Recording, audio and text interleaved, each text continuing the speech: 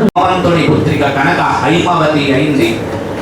అయిన తర్వాత ఎన్ని జన్మలు ఎత్తినా ఎన్ని అవతారాలు ఎత్తినా చేసుకునేది పరమశివుడిని వివాహం కనుక పరమశివుడిని వివాహం చేసుకోవాలి అని బయలుదేరి తపస్సు చేసుకుంటూ ఉంది ఒక స్థలంలో. ఎప్పుడైతే ఈ పరమశివుడు ఆయా స్థలాల్లో తపస్సు చేసుకుంటూ వచ్చినాడు, ఈ హిమవత్ పర్వతం పైకి వచ్చి తపస్సు చేసుకుంటే హిమవంతుడు వెళ్ళినాడు.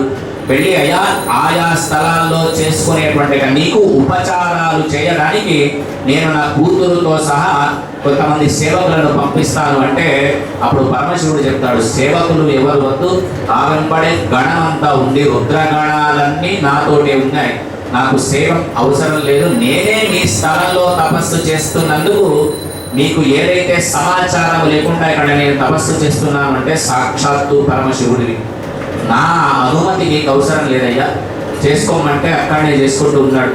ఒక రోజున పార్వతీదేవి ఫల పుష్పాలన్నీ తీసుకొని అక్కడికి వచ్చింది, కూర్చుంటే ఈయన తపస్సు చేసుకుంటూ ఉన్నాడు. తపస్సు చేసుకుంటూ ఉంటే అడిగిందట, నీవు విరాగిగా ఉన్నావు, ఒకవేళ మేము ఉపచారాలు చేస్తే నీ తపోభంగం అవుతుందని చెప్పేసి మమ్మల్ని సేవ చేయడం వద్దంటున్నావా, నీకింత నీపైన నీకే ఇంత విశ్వాసం లేదా అని చెప్పి ఆ పార్వతీదేవి అడిగితే వెంటనే పరమశివుడు అన్నాడు, నేను విరాగి, కళ్ళు మూసుకొని నాలో నేను రమించి ఏదైతే జగన్మాత మంత్రాన్ని ఉపదేశించిందో ఆ మంత్రాన్ని నిరంతరం నేను జపం చేసుకునేవాడిని తప్ప ఎవరు ఏమి చేసినా నాలో చలనం ఉండదు అన్నాడు. అట్లాంటప్పుడు సేవకు చేయడానికి అనుమతిని కోరింది. రోజు పార్వతీదేవి రావడం, చూడడము, తుడవడము, అర్ఘ్యపాద్యాలు ఇవ్వడము, పుష్పాలు వేయడం, ఏమి చేసినా ఈయనలో చలనం లేదు. లేకపోయేసరికి ఏమైనా ఆలోచన చేసింది, ఏ తపస్సు చేసి జగన్మాతను మెప్పించినాడో అదే తపస్సు చేసి నేను ఈయన పొందుతానని తపస్సు చేసింది. తపస్సు చేస్తే నా కోసమే ఈవిడ ఉందా అని చెప్పి ఎన్నో పరీక్షలు పెట్టి అటు సప్త ఋషుల ద్వారా చివరికి ఈయననే బ్రహ్మచారిగా వెళ్ళి నా మీద తప్ప ఇంకా ఎవరి మీద అనురక్తి లేదు అని చెప్పి తెలుసుకున్న పరమశివుడు కళ్యాణానికి ఒప్పుకున్నాడు. దేవతలంతా ఒకసారి మూకుమ్మడిగా ఒక మనం ఎట్లాగైతే ఓమంతుడు మనస వాచ కర్మణ ఈ మూడింటి ద్వారా కన్యాదానం కనుక పరమశివుడికి చేసి సాక్షాత్తు మరి ఈ ఫలితం రాకుండా ఉండాలంటే వీళ్ళ మనస్సును చంచలించాలంటే ఇది ఎవరి వల్ల అవుతుంది అని శివుడిని వెళ్ళి ప్రార్థన చేసినారు. అందరూ ఒప్పుకొని మేనాదేవి ఇంటికి విడిదింటికి ఎదుర్కొనేటువంటి సమయంలో నారద భగవానుని పిలిచింది. అక్కడి నుంచి వచ్చేటువంటి ఆ బలగం ఏదైతే వస్తుందో దాంట్లో నా అల్లుడు ఎవరో చెప్పమంటే ముందుగా చతుర్ముఖ బ్రహ్మగారు 4 వేదాలతో మంచిగా వస్తుంటే ఈయననేనా అయ్యా నా అల్లుడు అని అడిగింది. కాదమ్మా, ఆయన సృష్టించేవాడు, ఆయన బ్రహ్మదేవుడు, ఆయన నీ అల్లుడు కాదు అన్నాడు. అక్కడి నుంచి కొంచెం ముందుకు వస్తే ఇంద్రుడు కనిపించినాడు మంచిగా ఐరావతం పైన, కనిపిస్తే ఈయన అంటే ఈయన కూడా కాదు అన్నాడు. కొంచెం ముందుకు వచ్చిన తర్వాత యముడు కనిపించినాడు దున్నపోత మీద నల్లగా, వీడైతే కాదు కదా నా అల్లుడు అంటే కాదమ్మా, ఆయన కూడా కాదు. ఇంకా కొంచెం ముందుకు వచ్చింది, రథంలో కూర్చున్నాడు, పట్టు పీతాంబరాలు వేసుకొని శంఖము చక్రము గద పద్మము అన్నింటితో కూడిన సాక్షాత్తు నీలమేఘశ్యాముడైనటువంటి విష్ణుమూర్తి కనిపించినాడు. కనిపించేసరికి ఎంత చక్కగా అందంగా ఉన్నాడు, ఈయనైనా నా అల్లుడు అని. కపాలమాలలు వేసుకొని జడలన్నీ విప్పుకొని ఏనుగు తోలును ఉత్తరీయంగా కప్పుకొని పులితోలు కట్టుకొని వస్తూ ఉంటే మొత్తం అంతా చితాభస్మంతో ఉన్నాడు. నారదుడు ఒక్కసారి 2 మెట్లు దిగి ఈయననే మీ అల్లుడు అన్నాడు, కిందికి దిగి వెళ్ళిపోయాడు. ఈ వీడా నా అల్లుడు, అసలు నాకు ఈ అమ్మాయిని ఇచ్చి వాడికి పెళ్లి చేస్తే ఏది సుఖపడుతుంది, అసలు సుఖమే పడదని చెప్పేసి మేడ నుంచి కిందికి దిగింది. ఎక్కడైతే జగన్మాత ఉందో ఉమాదేవి అక్కడికి వెళ్ళి ఈ పెళ్లి కనుక నీవు చేస్తాను, ఈ పెళ్లి వద్దు అని మొరాయించడం మొదలుపెట్టింది మేనాదేవి. తండ్రిని పిలిచి తండ్రికి చెప్పింది, లేదమ్మా చాలా అందగాడు, శుద్ధ స్ఫటిక సంకాశం శుద్ధ విద్యా ప్రదాయకమైన, సరిగ్గా చూడమంటే 1-2 సార్లు నేను చూసినా నాకు తెలియదని నారద భగవాను పక్కకు పెట్టుకున్నాను. ఎవరెవరో చెప్పినాడు, పోని వాహనం అన్నా మంచి గుర్రమో లేదా రథమో ఏనుగో ఉన్నదంటే ముసలి ఎద్దు మీద వచ్చినాడు, వాడు నిన్నేం సాస్తాడు ఏమిటి అని ఎంత చెప్పినా వినదు. అలక మండపంలో పోయి కూర్చున్నది. బ్రహ్మదేవుడు వచ్చినాడు, ఓదార్చినాడు. అమ్మా ఆయన అందగాడేనమ్మా, నీవే సరిగా చూడలేదన్నాడు. లేదు లేదు, నారదుడు చూపించినాడు, నేను చూసినాను, కానీ నాకు పెళ్లి వద్దు, నేను ఇప్పమని చెప్పమంటే అంతా ఆలోచించి విష్ణుమూర్తి వేయటము పెట్టుకొని అందంగా పెళ్లి కొడుకుగా తయారై వస్తూ ఉంటే అప్పుడు సాక్షాత్తు విష్ణుమూర్తి మేనాదేవికి చూపిస్తే పక్కన నుండి ఎంత అందంగా ఉన్నావయ్యా, నువ్వు ఎప్పుడు ఈ రూపంలోనే ఉండొచ్చు కదా, చితాభస్మం ఎందుకు వేశారని చేసినారట. ఆ ఫలితము చేతనే కన్యాదానము జరిగింది. ఇద్దరి మధ్యన కళ్యాణాశోస్తు ప్రాణిషు సద్భావనాస్తు విశ్వస్య కళ్యాణమస్తు. జగన్మా మహారాజ్ఞీకి, జగన్మశ్వభారిణీ మాతకి, లక్ష్మీనారాయణ భగవానికి, భోళా శంకర భగవానికి, సద్గురు సాయినాథ మహారాజుకి, అవధూత చింతనం శ్రీ గురుదేవ దత్తాత్రేయ భగవానికి.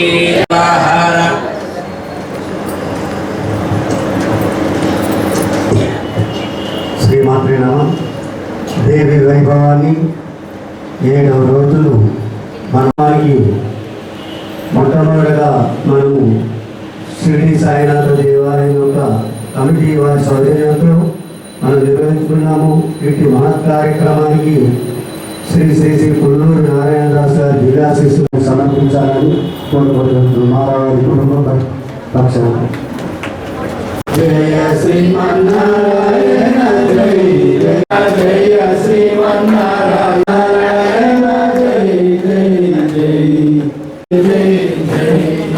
జయ శ్రీమన్నారాయణ జయ శ్రీమన్నారాయణ జయ శ్రీమన్నారాయణ జయ జయ పాద పద్మముల నారాయణ మా మనసు నిలవాలి నారాయణ నీ హరే రామ రామ రామ హరే హరే హరే కృష్ణ కృష్ణ కృష్ణ హరే హరే హరే హరే హరే కృష్ణ హరే. జగన్నాథ గురువర్యులు మనందరికీ